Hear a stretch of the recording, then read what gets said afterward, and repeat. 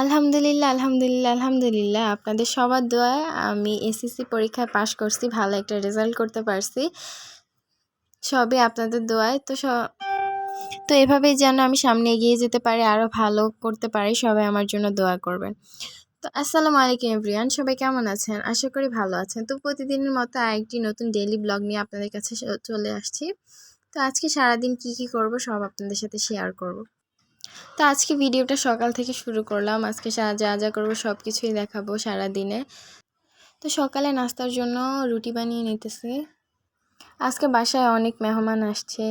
সবাই যখন জানতে পারছে ভালো একটা রেজাল্ট করছি, তো সবাই আসছে বাসায় দেখা করার জন্য। খুব ভালো লাগছে।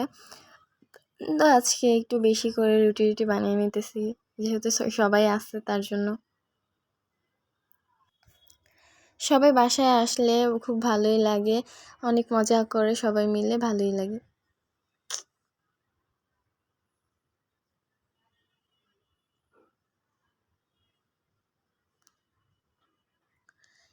এই তো সকালে নাস্তা শেষ। দুপুরে অনেক গরম পড়তেছিল, তাই সবার জন্য লেবু শরবত বানাইছি। তো এখানে একটু আবার ভিডিও করে নিলাম। যে গরম পড়ছে, প্রতিদিন একবার হলে একটু লেবু শরবত না খেলে ভাল লাগে না। আর আজকে দুপুরে রান্না করা হয়েছে মুরগির মাংস ঝোল করে। আর এপাশে রান্না করা হয়েছে তরি দিয়ে, আলু দিয়ে, ডাল দিয়ে। আর এখানে হচ্ছে ভাত রান্না করা হয়েছে। আর এই পাশে হচ্ছে মাছ দিয়ে, আলু দিয়ে, কচুরমুখী দিয়ে রান্না করা হয়েছিল। আর এখানে হচ্ছে সন্ধ্যাবেলা হালিম রান্না করা হবে, তার জন্য সব কিছু প্রিপারেশন করে নিতেছি। আর এখানে হচ্ছে বেরেস্তার জন্য পেঁয়াজ কুচি করে ভেজে নিব। ওই দিনের হালিমটা খুবই মজা হয়েছে খাইতে। ভাবি না যে এতটা মজা হবে, বাট খুব মজা হয়েছে। বাহিরের তুলনায় অনেক ভালো হয়েছে। এই তো পেঁয়াজগুলোকে হালকা নাড়াচাড়া করে উঠায় নিব। বেশি ভাজলে আবার পুড়ে যাবে, তিতা তিতা লাগবে। তো হালকা একটু ভেজে উঠিয়ে নিব। এটা লাড়তে হবে দাঁড়ায় দাঁড়ায়, না হলে কিন্তু পুড়ে যাবে। এই তো হালকা একটু বাদামি হয়ে গেছে, এবার উঠায় ফেলবো। আর কার কার হালিম খেতে পছন্দ অবশ্যই বলবেন। আর এখান দিয়ে মুরগিগুলো কিউব করে কেটে নিয়েছিলাম, ওগুলো এখন তেলের উপর ভেজে নিতেছি।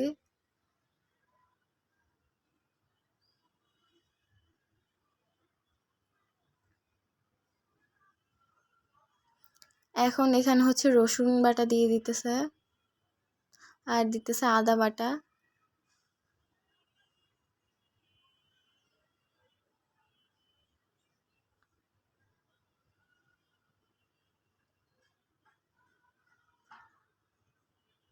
এখন এগুলোকে হালকা একটু নেড়ে চেড়ে ভেজে তারপর এখানে দিয়ে দিবে মরিচের গুঁড়া, তারপর দিয়ে দিল হলুদের গুঁড়া, তারপরে জিরা ধনিয়ার গুঁড়া দিয়ে দিছে, তারপরে লবণ। এই তো এবার সবগুলো মশলাকে এখন একসাথে মিক্স করে রেখে দিবে। একটু মাংসটা কষানোর জন্য অল্প একটু পানি দিয়ে দিছে।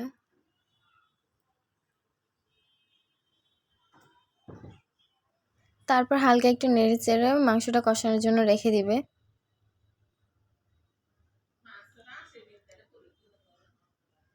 এই তো মাংসটা খুব সুন্দর করে কষে গেছে। এবার হালিম মিক্সের সাথে যে মশলাটা থাকে ওইটা দিয়ে দিছে। এভাবে আপনারাও ঘরে হালিম মিক্স তৈরি করে খেতে পারেন, অনেক মজা লাগে।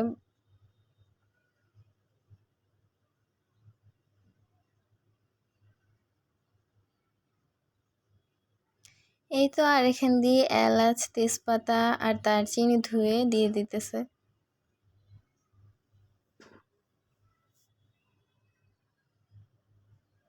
আর এখানে আগে থেকে ভেজে রাখা বেরেস্তাগুলো দিয়ে দিতেছে। কিছুটা পরিমাণ রেখে দিবে পরে খাওয়ার জন্য, আর অর্ধেকটা এখানে দিয়ে দিছে।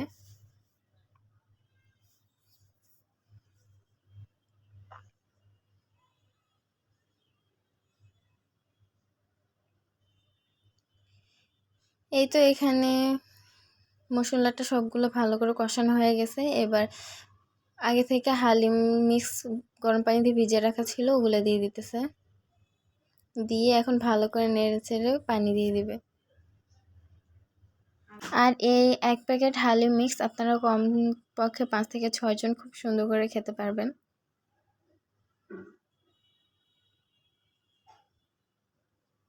এই তো এখন বলক এসে গেছে, এটা আরেকটু হবে, পানিটা একটু শুকাবে, তারপর আমরা এটা নামাই নিব ধনিয়া পাতা ছিটায়।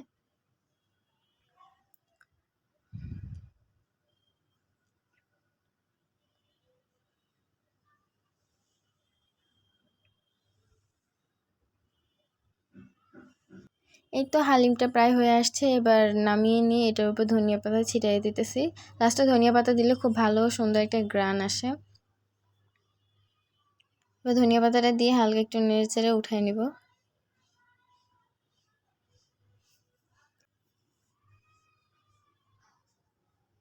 খুব সুন্দর একটা গ্রান আসতেছিল। এই তো প্লেটে বেড়ে নিছি, একবার সব কিছু দিয়ে সাজায় সুন্দর করে এবার খেয়ে ফেলবো। যা ভাবছি তার থেকে আলহামদুলিল্লাহ অনেক বেশি মজা হয়েছে, আপনি এভাবে ট্রাই করে দেখতে পারেন।